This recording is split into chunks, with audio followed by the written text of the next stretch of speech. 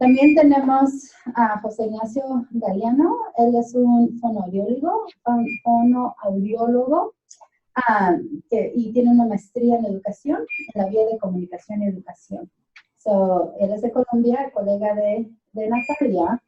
Y lo invitamos también porque igual, cierto, o sea, aunque nos mantenemos al tanto de los estudios y los artículos y todo, siempre es mejor escuchar de la gente que realmente está haciendo el trabajo en este momento, ¿verdad? Entonces, bienvenido. Nos da mucho gusto poder estar contigo y que nos gustaría escuchar un poquito acerca de ti, de lo que haces y tu conocimiento. Hola, buenas tardes a todos y a todas. Como lo decían hace un momento, mi nombre es José Ignacio Galeano. Agradezco a Natalia, digamos, la invitación a este espacio. Con Natalia nos conocemos ya hace unos buenos años, desde que trabajábamos en Bogotá en Integración Social, en la Secretaría de Integración Social.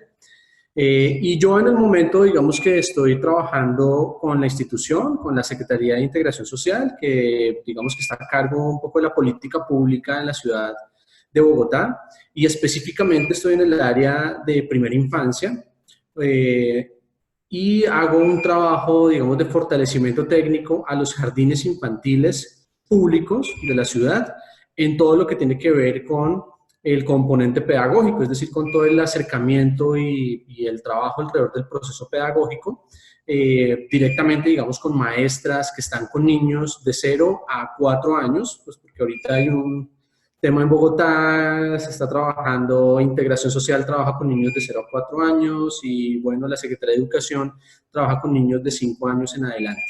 Entonces, estoy en ese rol, también soy profesor de la Universidad Pedagógica Nacional, en la licenciatura de Educación Infantil, y allí trabajo todo lo que tiene que ver con comunicación, lenguaje e infancias. Ese es mi tema especialmente. Bueno, entonces, bueno, pues Natalia me había invitado a compartir algunas cosas con ustedes, especialmente alrededor del sentido de la educación inicial. Y bueno, pues yo voy a tomar unos minutos, digamos, para conversar acerca de la educación infantil, digamos, como concepto, ¿sí? Y también poder hacer algunas referencias acerca de la historia de la educación infantil en Occidente. Digamos que hay que hacer una precisión, porque pues también hay otras construcciones en el mundo, no hay que desconocerlas, pero especialmente lo que ha llegado a América Latina y seguramente, digamos, a Estados Unidos, tiene que ver un poco con lo que se adelantó especialmente en Europa en el siglo XIX, digamos especialmente, y allí pues digamos que quisiera compartir con ustedes algunas cosas. También hacer algunas reflexiones acerca de las apuestas en educación infantil contemporáneas que se trabajan, digamos, hoy en día, que son exitosas, y hablar también algo acerca de las tensiones de la educación infantil, ¿sí? Y digamos que aquí en Bogotá ha sido, y en Colombia, digamos, actualmente, pues estamos en una gran discusión acerca de la educación inicial, de a qué van los niños a los jardines infantiles, digamos, qué es lo que hay que hacer, digamos, con ellos, cuál es el tipo de trabajo que habría que hacer con estos niños de primera infancia. Entonces, pues a propósito de eso, pues hablaré de las tensiones de la educación inicial y finalmente poder hacer algunas consideraciones acerca del proceso de evaluación, de valoración o de observación a los niños y niñas de primera infancia. Son varios temas, esperaré, digamos, ser lo más ágil posible, porque contamos con poco tiempo, ¿no es cierto? Con tiempos limitados.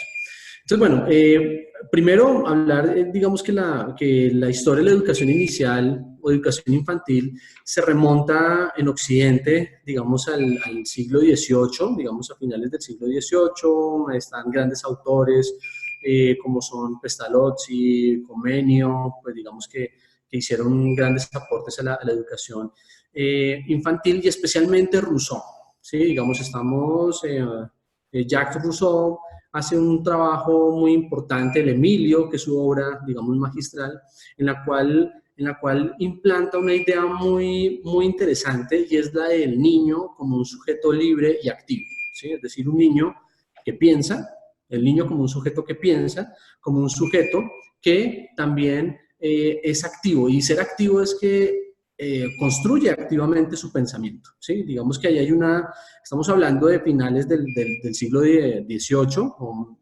comienzos del siglo XVIII, ¿sí? Y ahí hay, digamos, como una gran revolución, digamos, en ese sentido.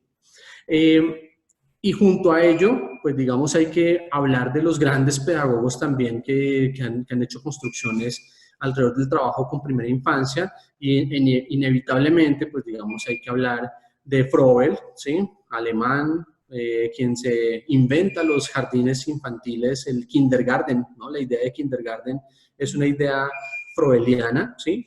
Donde, digamos, en su origen, ¿sí? Digamos, también es consistente con esta apuesta de Rousseau, ¿no? Del niño libre y el niño activo. Entonces, Froebel, bajo un pensamiento progresista, va a proponer, va a hacer una idea o un planteamiento que tiene que ver con la institucionalización de los niños. Es decir, es la primera vez que uno podría hablar de una apuesta ciudadana, porque realmente el pensamiento de Froebel no era un pensamiento, pues digamos, de hacer un programa aislado, no, sino enmarcarlo, digamos, en una apuesta de ciudadanía, es decir, el Estado, ¿sí? El Estado respondiendo y siendo responsable de la educación en la primera infancia. Entonces, pues digamos que ese planteamiento progresista, reconociendo al niño desde sus capacidades, desde sus potencialidades, va a implantar, digamos, unas ideas muy interesantes. Por ejemplo, la idea del material pedagógico. Digamos que Froebel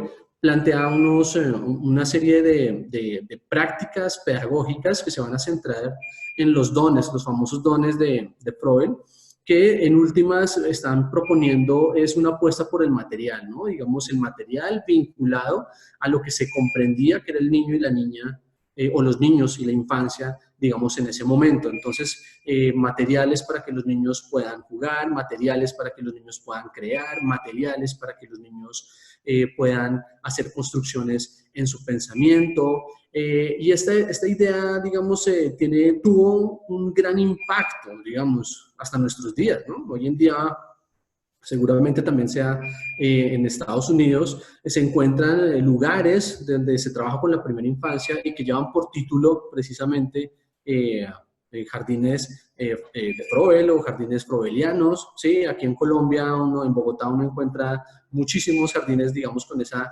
nomenclatura, es decir, que ha tenido un fuertísimo impacto, ¿sí? Y definitivamente muchas de las cosas que se hacen hoy en día a nombre de Froebel, pues lamentablemente no lo son del todo, ¿no? Sino que también pues tiene que ver con las diferentes formas en que la cultura también apropiado, digamos, como estas ideas. Pero lo que voy puntualmente es que el pensamiento de Froebel fue progresivo en su momento y en su época muy censurado, digamos, fue perseguido, digamos, también por el Estado, sus jardines fueron cerrados, y lo que hizo Froebel de manera muy significativa e importante fue generar, esta es la primera vez que podemos hablar de formación a maestras en educación infantil. Entonces estas maestras fueron a Francia, fueron a España, fueron en Inglaterra, digamos también, y muchas de esas ideas froebelianas llegaron a América, ¿sí? A los Estados Unidos y a Latinoamérica también. En Colombia hay un gran pedagogo que es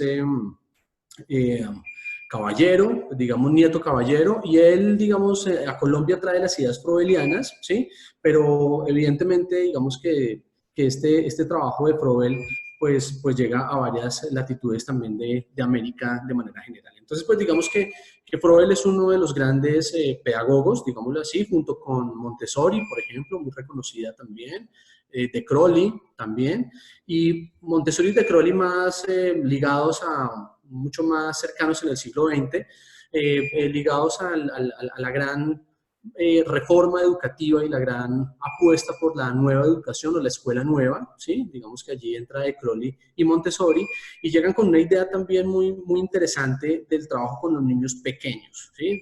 Del trabajo con los niños de primera infancia, nuevamente haciendo un trabajo específico desde los materiales. Uno puede rescatar de la apuesta montessoriana toda la construcción que hay sobre los ambientes y sobre los materiales. Hay una idea de Crowleyana también de Crowley alrededor del juego, ¿sí? Claro, estamos hablando de hace ya casi 100 años, ¿no? De Crowley, el planteamiento de juego educativo que hacía, se aleja mucho del juego, de como entendemos hoy en día el juego para la primera infancia, ¿sí? Porque eran juegos un poco más instrumentalizados, ¿no? Se instrumentalizaba el juego para obtener, digamos, conseguir propósitos pedagógicos, digámoslo así. Hoy en día, pues, hay otras reflexiones acerca del juego, el juego como una actividad propia de la primera infancia, el juego como la principal actividad de los niños y las niñas a través de la cual construyen y elaboran el mundo, ¿sí? Pero en su momento, digamos, también fueron muy revolucionarias estas ideas, ¿no? Digamos, de llegar y plantear que el trabajo con los niños y con las niñas pequeñas, pues, era basado en el juego y en materiales pensados para los niños y para las niñas. Bueno, esta es la primera referencia que habría que hacer, digamos, acerca de la historia de la educación infantil. Hoy en día, pues digamos que podemos hacer si se quiere, podemos reconocer varias experiencias importantes en educación infantil, pero definitivamente hay tres que van a ser muy reconocidas en el mundo. La primera de ellas es, pues, los famosísimos jardines de Reggio Emilia, ¿sí? Que ustedes seguramente han tenido cierta cercanía, pues digamos, por el tema, que, pues digamos, se constituyen en la posguerra, en la Italia, digamos, después de la posguerra de la Segunda Guerra Mundial, como Loris Malaguzzi es el pedagogo que está fundamentando, digamos, esta apuesta desde los jardines de Reggio Emilia. Lo que quieren es que jamás vuelva a ocurrir las atrocidades que ocurrieron, digamos, luego del proyecto político del fascismo, ¿sí? Y lo que hacen es constituir, digamos, como tal, estos jardines infantiles, desde una idea muy esperanzadora, digamos, y transformadora de la sociedad y del pensamiento político de Italia en su momento. Y recientemente, en los años 90, comienzos de los años 2000, a través también de un norteamericano muy importante, Howard Gardner, y todo lo que ocurre en Harvard con el proyecto Spectrum y el proyecto Zero, ¿sí? Se genera, digamos, un reconocimiento universal de los jardines de Reggio Emilia, ¿no? Gardner va a decir que los jardines de Reggio son los mejores jardines del mundo, es lo que va a decir Gardner en ese proyecto, y uno lo puede encontrar también en el libro de la mente no escolarizada, creo que se llama así. Y digamos, este reconocimiento es importante porque es una ventana de difusión para el mundo, ¿no? ¿Sí? Entonces, en Latinoamérica llega también con muchísima fuerza, digamos, estas ideas de Reggio.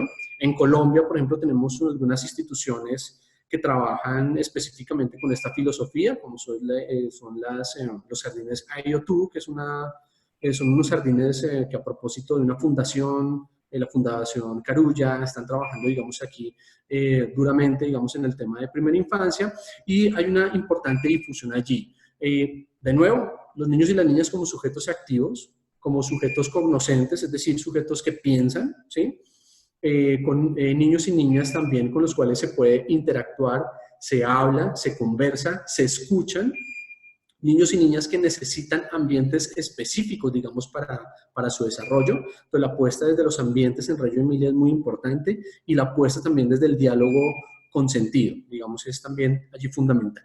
High Scope es otra de las grandes apuestas contemporáneas, ¿no? Y ahí hay que, digamos, una apuesta norteamericana, ¿sí?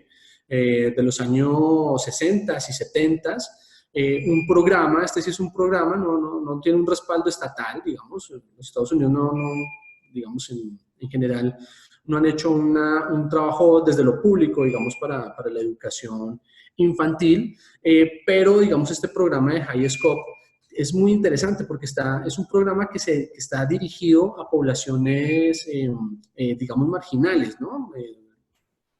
Poblaciones negras, digamos, inmigrantes, fueron un poco acogidos, digamos, en este programa, y la gran preocupación, digamos, del programa era precisamente poder generar niveles de equidad, ¿sí? Es decir, que disminuir la deserción escolar, por ejemplo, que ocurría en niveles superiores, y a través de este programa se ejercía, digamos, un poco como este ejercicio. High Scope es muy importante, digamos, en el mundo, hay que enfatizar en ello. y digamos que tiene como base, de nuevo, el principio del niño como activo, el niño como sujeto activo, pero también un niño que se busca que sea autónomo, un niño que se busca que sea independiente, un niño que tome decisiones. Digamos, este modelo es importantísimo por el lugar de la toma de decisión de los niños, y el rol de los maestros pues tiene que ver con promover, con tomarse en serio a los niños, es decir, con escucharlos en serio, con validar las ideas que los niños tienen sobre sus propios juegos, por ejemplo, y también una apuesta alrededor de los ambientes. Yo creo que el modelo de High Scope es importante en el mundo porque va a consolidar la idea de los rincones de juego o de los espacios de juego, digamos, para los niños y para las niñas, ¿no? Entonces, fácilmente uno podría encontrar en digamos, en esta propuesta de High Scope espacios para trabajar los bloques lógicos, el juego, el arte, los juegos de la casa, por ejemplo, mucho juego simbólico, también escenarios, digamos, más de contenidos específicos, como por ejemplo las plantas, los animales, un lugar central donde se reúnen los niños y hablan sobre sus juegos y los maestros preguntan sobre a qué cosas juegan, cuáles son sus juegos favoritos, por qué jugaste a esto y a lo otro, qué ocurrió con el juego que estabas haciendo con tu amigo. Es decir, analizar y pensar desde la acción, ¿no? Eso es, digamos, muy importante en este modelo. Bueno, y la otra gran apuesta es preescolar en casa, que es muy conectado con lo que ustedes también están trabajando. Esto es una experiencia de Galicia, ¿sí? Que es una de las apuestas fundantes, digamos, en el tema de las apuestas de trabajo con familia, es decir, los niños que no están en instituciones, sino que están en sus casas, ¿sí? Y cómo hay un despliegue de los profesionales que están en primera infancia para poder dirigirse a las casas y hacer un trabajo con las familias, que entre otras es uno de los grandes retos de la investigación en educación infantil actualmente, ¿no? El trabajo con familias. Es una gran línea, ¿sí? Que no se ha explorado, que no se ha, hay que afirmarlo, digamos, un poco así, no hay un trabajo tan sistemático y juicioso, o no lo conozco, ¿sí? Digamos, acerca de del trabajo con las familias y de la educación inicial en las familias. Aquí en Bogotá tenemos un programa, ¿sí? Que es el programa de ámbito familiar, que hoy en día se llama Creciendo en Familia, que tiene unas fuertes conexiones precisamente con los entornos comunitarios y cómo las familias también se reconoce a las familias como agentes importantísimos y determinantes en la educación a los niños de primera infancia. Pero bueno, pero esto hay experiencias en todo lado, ¿no? Digamos, los cubanos tienen su trabajo, digamos, de Educa a tu hijo, una experiencia también, con todos los problemas que hay curriculares en Cuba, pero hay una apuesta, digamos, importante por el trabajo con familias. En Perú hay un trabajo también muy bueno, digamos, sobre familias. En Ecuador, Bolivia, se ha hecho, digamos, como una preocupación central sobre qué hacer con las familias. Es decir, las familias tienen la posibilidad de decidir institucionalizar a sus hijos o no hacerlo. Y desde allí, pues, digamos que hay un amplísimo campo de trabajo. Bueno, yo creo que voy como corriendo con el tiempo. Me van avisando, por favor. Okay. Tengo unos 3 minuticos más como para cerrar. ¿Cuánto? 3. Uy, bueno, listo. Bueno, finalmente, hablar un poco de las tensiones de educación inicial. Sí, hay digamos, hay diferentes tipos o formas que ha adoptado la educación infantil en el mundo en general. Hay una perspectiva muy asistencialista que tiene que ver con el cuidado de los niños, ¿sí? Con la alimentación y la higienización de los niños. Es decir, es un problema, se concibe el trabajo con los niños como un problema de aseo y de comida. Esa es una gran tendencia que uno los puede ver en muchísimos jardines infantiles. Hay otra gran tendencia y tiene que ver con la precocidad o el aceleramiento de los niños en un afán digamos, de acelerar el desarrollo de los niños, de adelantarse a su desarrollo, un poco en la lógica de la estimulación temprana, que es una línea, pues también muy desde los Estados Unidos que ha venido pegando muy fuerte desde los años 70 y 80, y es un asunto de estimular a los niños, una estimulación temprana, bajo la idea de que los niños son una especie de esponjas que absorben todo lo que tienen a su alrededor, digamos, y ahí se configura otra, digamos, como otra forma de hacer educación inicial. Hay otra tensión, o esto entra en tensión con una apuesta más desde la primarización. Los argentinos hablan de la primarización y es bajar el currículo que hay en la básica primaria a la educación infantil. Y esto es un gran problema, porque entonces los objetivos curriculares que están en la básica primaria terminan impactando la educación infantil. Y allí, pues, digamos, el inconveniente principal es que los niños y las niñas están expuestos a un conjunto de prácticas pedagógicas que distan de sus capacidades cognitivas, por ejemplo, y de sus capacidades en general de desarrollo, ¿sí? Ahí, digamos, no hay una sensibilidad acerca de esto que hablamos anteriormente de Rousseau, Pestalozzi, de Froebel, ¿sí? Y es entender a los niños como sujetos activos, cognoscentes, que participan, que escuchan, pero que juegan y que hacen literatura y que necesitan experiencias de arte, ¿sí? Ahí hay, digamos, como una gran disputa. Y finalmente, digamos, todo esto entra en tensión con una idea que, si bien no es vanguardista, digámoslo así, ¿sí? Porque hay que reconocer que hay experiencias de potenciamiento del desarrollo desde hace muchísimo tiempo, ¿sí? Sí es un enfoque que se está tratando de posicionar, al menos en el país, en Colombia, se busca, y las políticas de Estado, digamos, de primera infancia, reconocen que lo que hay que hacer con los niños es potenciar, los niños de primera infancia es potenciar su desarrollo, llevarlo al máximo, lo cual no quiere decir que, digamos, se la pasen perdiendo el tiempo en el jardín infantil, no, sino que precisamente hayan actividades como la del juego, actividades o experiencias alrededor de la literatura infantil, experiencias alrededor de la exploración del medio y experiencias alrededor del arte. Digamos que esto es un poco como ese enfoque que se quiere posicionar y que está muy ligado como a esas tres apuestas pedagógicas contemporáneas que mencioné, Reggio Emilia, High Scope y preescolar en casa, digamos que tiene que ver con ello. Bueno.